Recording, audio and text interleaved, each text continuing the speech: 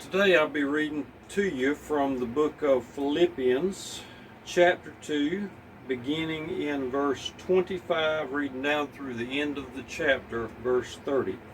Philippians 2, verses 25 through 30. Paul writes this to the church at Philippi.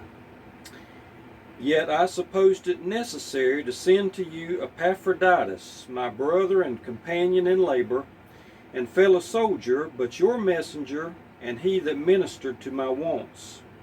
For he longed after you all, and was full of heaviness, because that you had heard that he had been sick.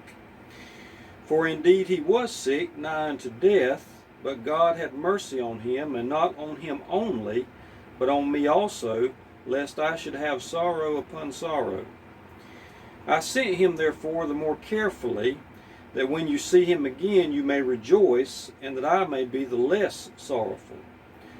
Receive him therefore in the Lord with all gladness, and hold such in reputation, because for the work of Christ he was nigh unto death, not regarding his life, to supply your lack of service toward me.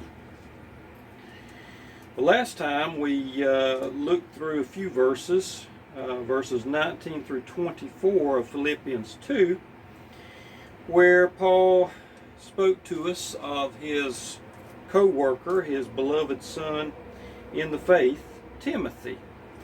And I find it quite interesting that towards the end of this chapter, the beginning of which Paul spoke of the mind of Christ and spoke of his desire for this Philippian church to be like-minded in their Christ-mindedness and to remain united. He says, be like-minded, having the same love, being of one accord, of one mind. And then he teaches us that the way to true Christian unity is that each of the Christians has the mind of Christ.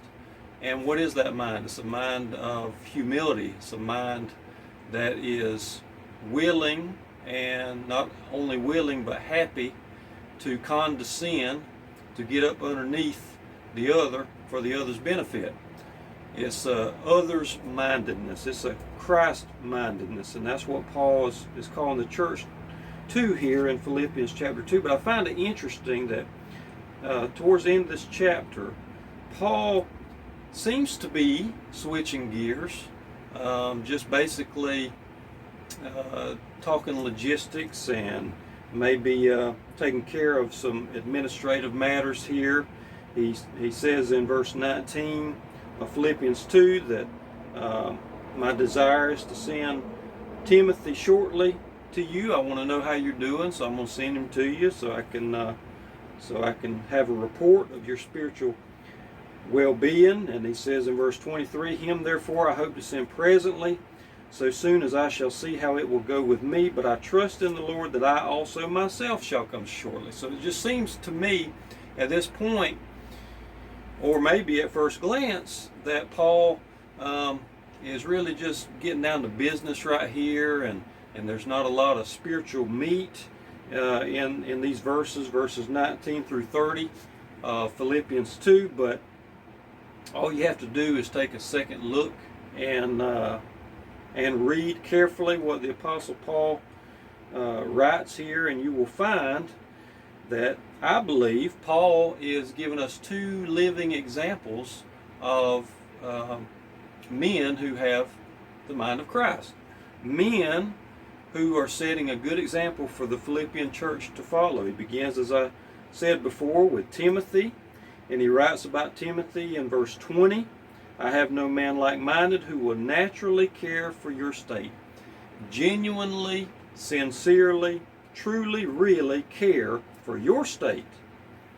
All seek their own, not the things which are Jesus Christ, but Paul says, Timothy's different. He cares about you like I care about you. He cares about Jesus Christ like I care about Christ. And what does Jesus Christ care about? His church and the spiritual well-being of his church. And then he writes in verse 22, you know the proof of him, that as a son with the Father he has served with me in the gospel.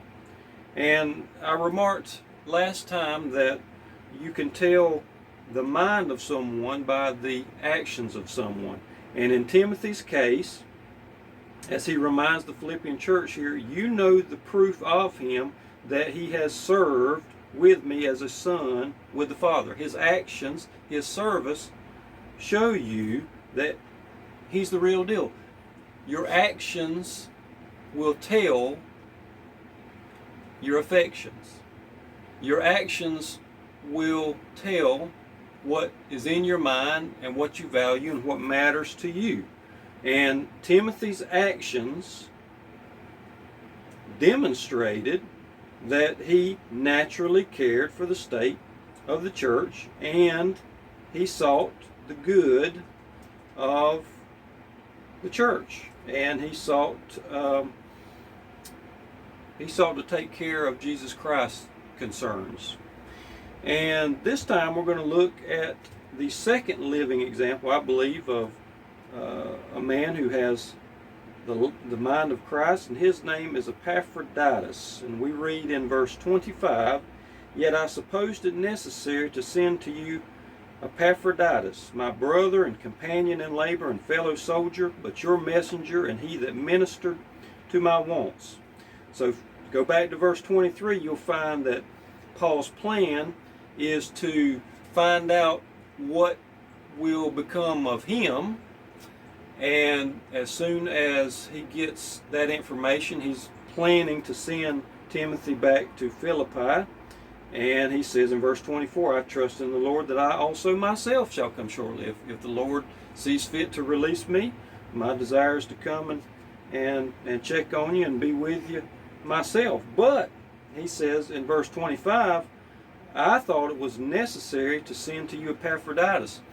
And sources that I've studied say that Epaphroditus was actually sent back to Philippi carrying this letter written by the Apostle Paul.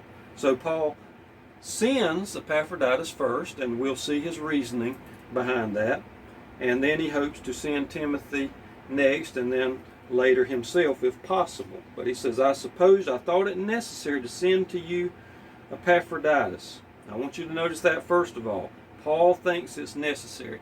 Paul, I'm sure, would like to hold on to this man. Paul needs all the help and encouragement he can get while he is under house arrest in Rome. And so naturally, if he sought his own interest, he would keep Epaphroditus with him, but that was not the mind of Paul, because Paul had the mind of Christ. He said, I thought it necessary to send to you Epaphroditus, and let me give you an idea of how special this man was to the Apostle Paul, and how it would have been very easy for him to hang on to him. He describes Epaphroditus as my brother, companion in labor, and fellow soldier. That deep Christian bond, not the superficial brother, hey sister. There is truth in this. When Paul refers to Epaphroditus as my brother, he truly thinks of him as my brother, and one who is as closely connected to me as possible. But not only that, he's my companion in labor, and he's my fellow soldier, which tells me that Epaphroditus was a fellow worker in the ministry of the Word, the good news of Jesus Christ, and he was shoulder to shoulder with Paul in this warfare, in the spiritual warfare, and he was assisting Paul in this matter. He's a companion in labor, he's my fellow soldier, but he's your messenger, and he that ministered to my wants. And if you read ahead here in chapter 4, what you will find is the mission that Epaphroditus was sent from Philippi to complete. Now, Paul writes in verse 15 of Philippians 4, "Now you Philippians know also that in the beginning of the gospel, when I departed from Macedonia, no church communicated with me as concerning giving and receiving, but you only. For even in Thessalonica you sent once and again unto my necessity. Not because I desire a gift, but I desire fruit that may abound to your account. But I have all and abound. I am full, having received of Epaphroditus the things which were sent from you, an odor of a sweet smell, a sacrifice acceptable, well-pleasing to God.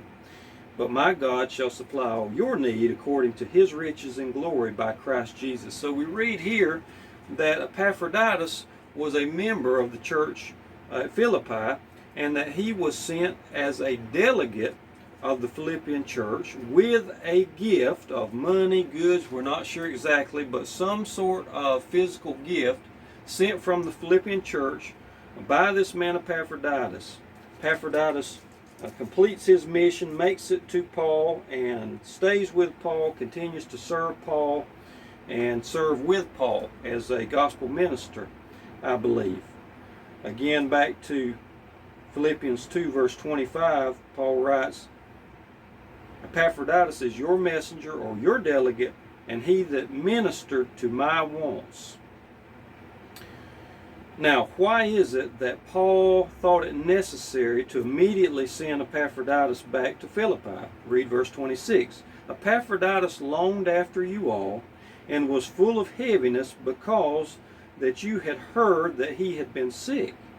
For indeed he was sick, nigh unto death, but God had mercy on him. So, here's the situation.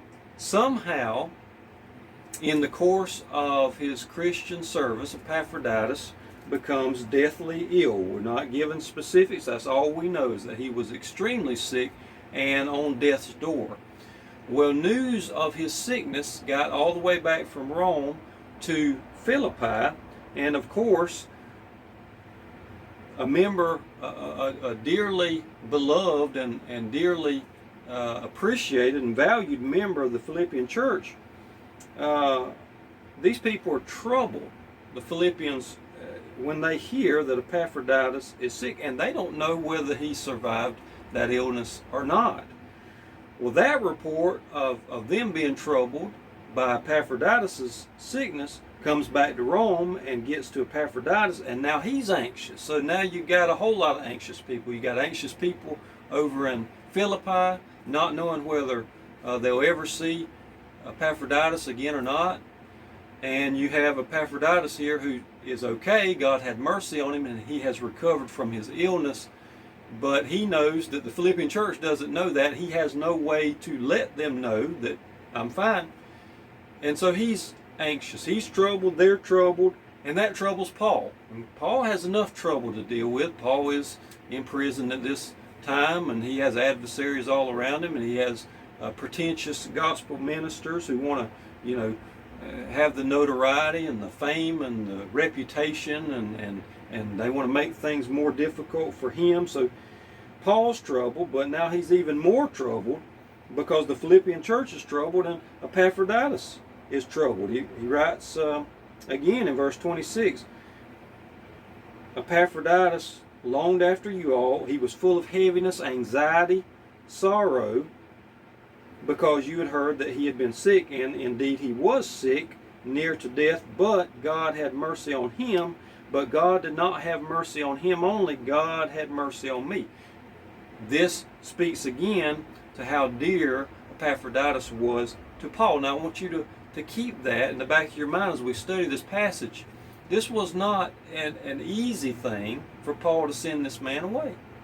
If Paul didn't care about the Philippians, if Paul didn't care about Epaphroditus, if Paul only cared about himself, he would have kept this man, because this man was a faithful minister and friend and brother to him. And Paul writes, when God had mercy on Epaphroditus and spared his life, God had mercy on me as well, because had God taken from me Epaphroditus, I would have experienced, he writes, sorrow upon sorrow. The sorrow I'm already experiencing because of my imprisonment and because of being antagonized by my adversaries would have been compounded had I lost this dear brother and his companionship and his ministry. God had mercy.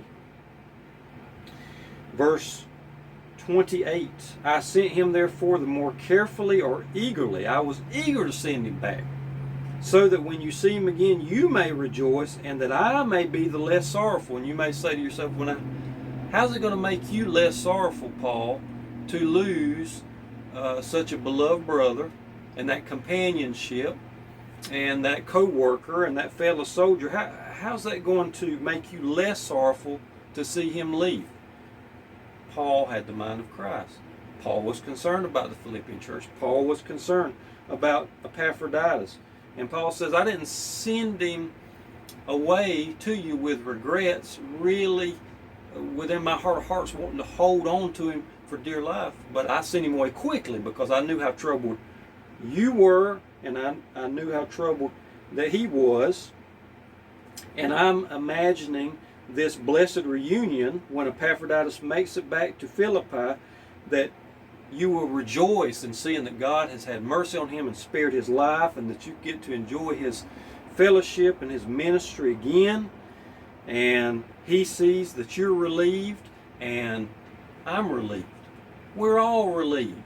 And that's the blessed thing about having the mind of Christ and not being consumed with self, not being so self-centered, because you're blessed when others are blessed.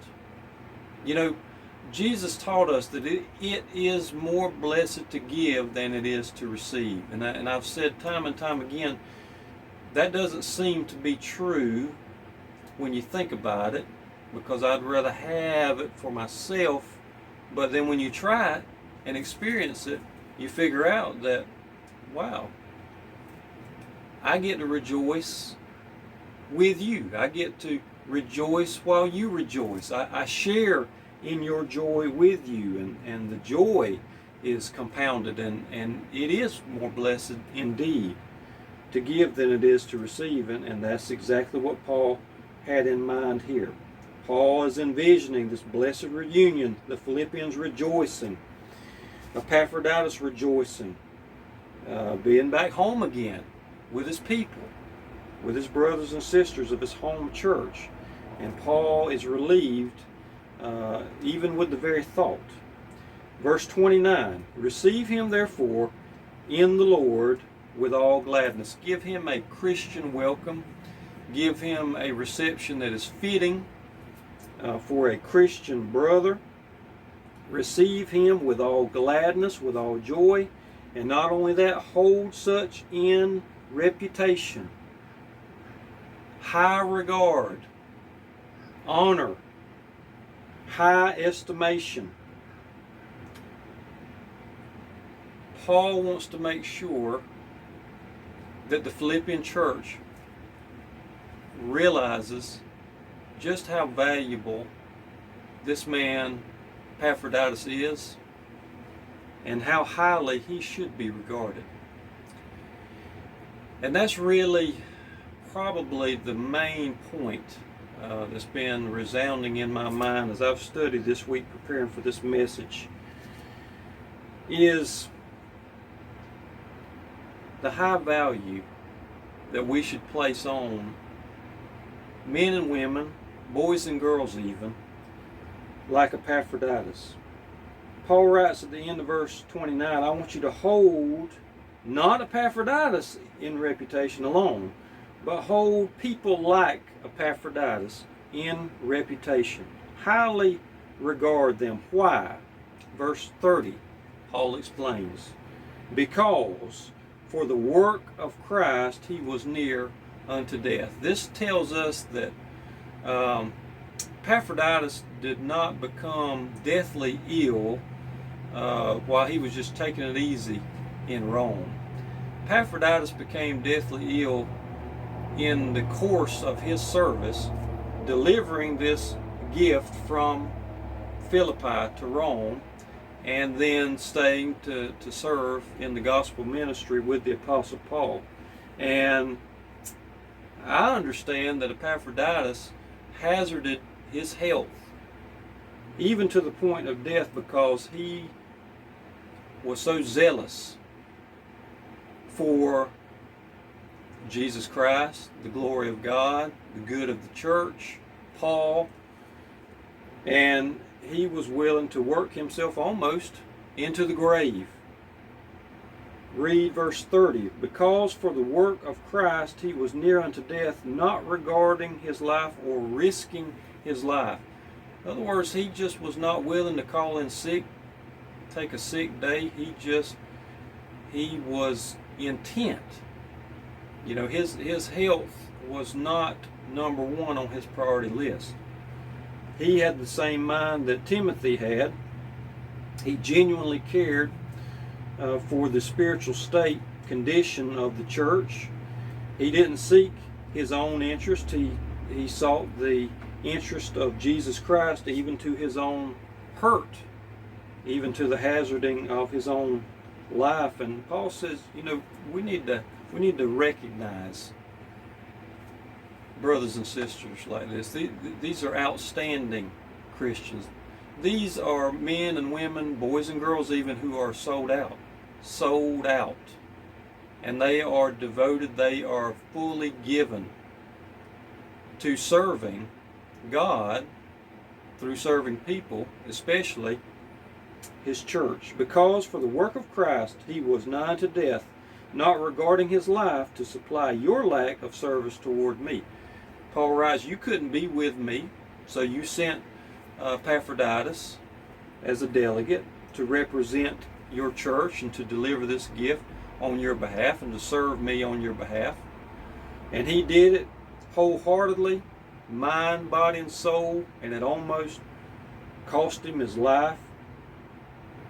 And for that reason, you ought to receive him with all gladness, and for that reason, you ought to hold him and people like him in high regard. These are the people who should be leading the church. The people who are setting the example. The people who are willing to give the most. The self-sacrifice. The people who are willing to give time, energy, and money to the highest degree. These are the people that we should be listening to. These are the people that we should be submitting to. These are the people that we should be holding in high regard.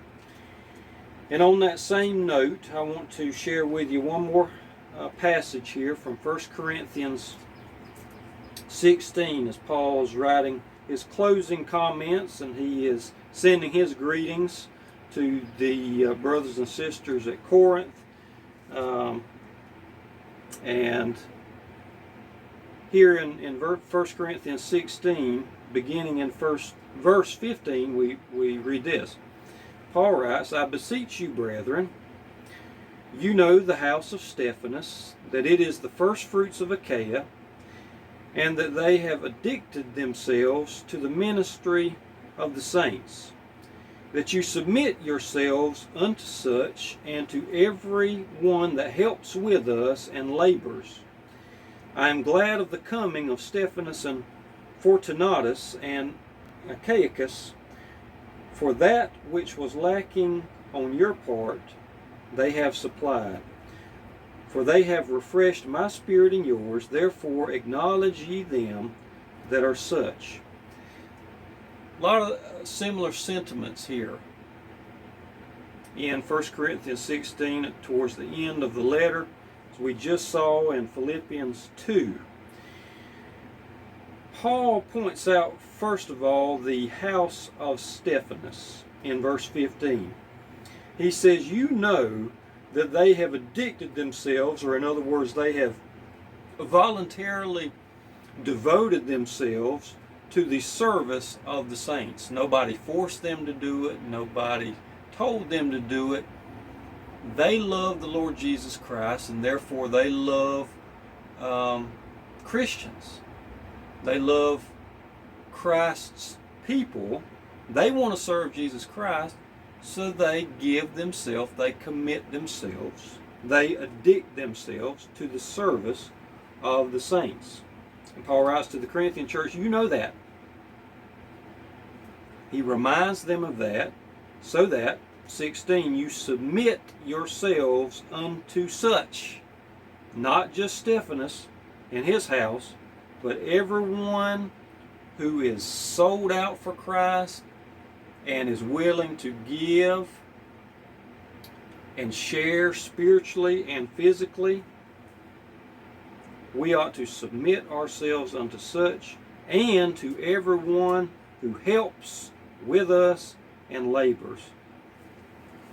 The mind of a person is seen by the actions of that person. The values of that person are seen by the actions of that person. How do I spend my time? How do I spend my energy? How do I spend my money? Take a look at my bank account. Take a look at my schedule, and you'll see who I am. Within, you'll see what my priorities are. You'll see what my values are. And people who devote themselves voluntarily, people who serve Christ by serving the church almost to the cost of their own lives, should be highly regarded. We should submit to them. We should defer to them.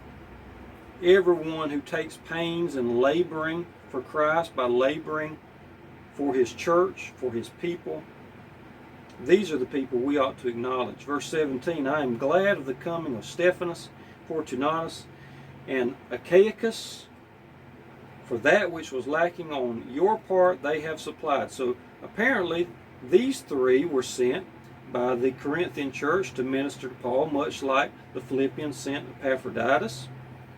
They were delegates of their church.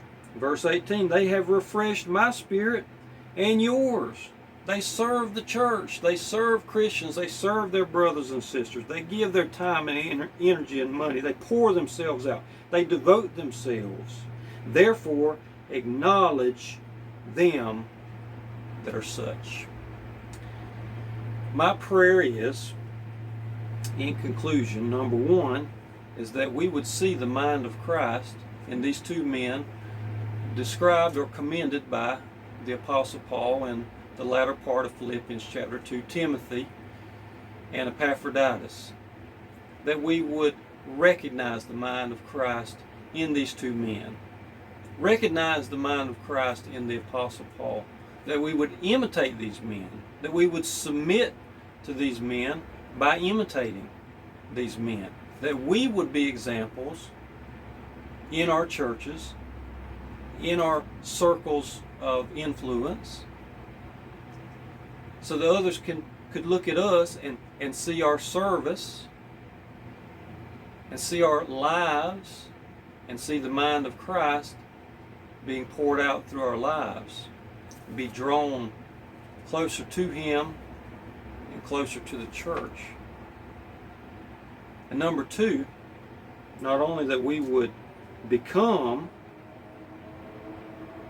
Christians like Epaphroditus and Christians like Stephanus and Fortunatus and Achaicus, but that we would recognize those in the church like them. And the thing is,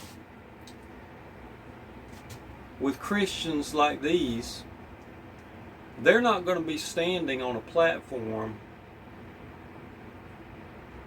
reading their resumes for you. They're not going to be calling attention to themselves.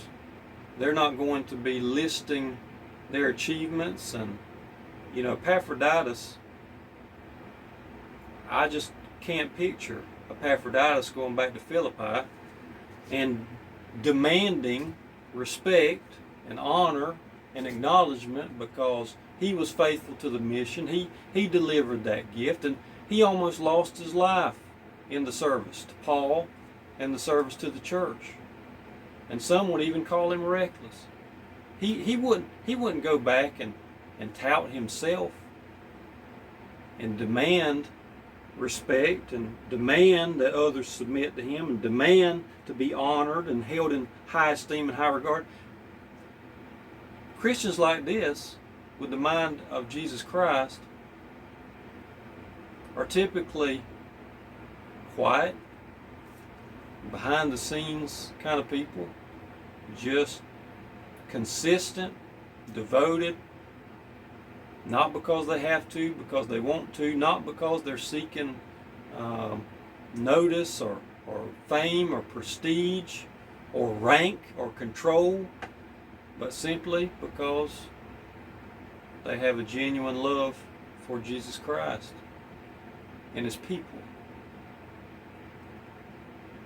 I say that to say this. You're probably going to have to think about it. You're probably going to have to look behind the scenes, and you're going to have to find these people, these Christians with the mind of Christ, and observe them. They're humble people.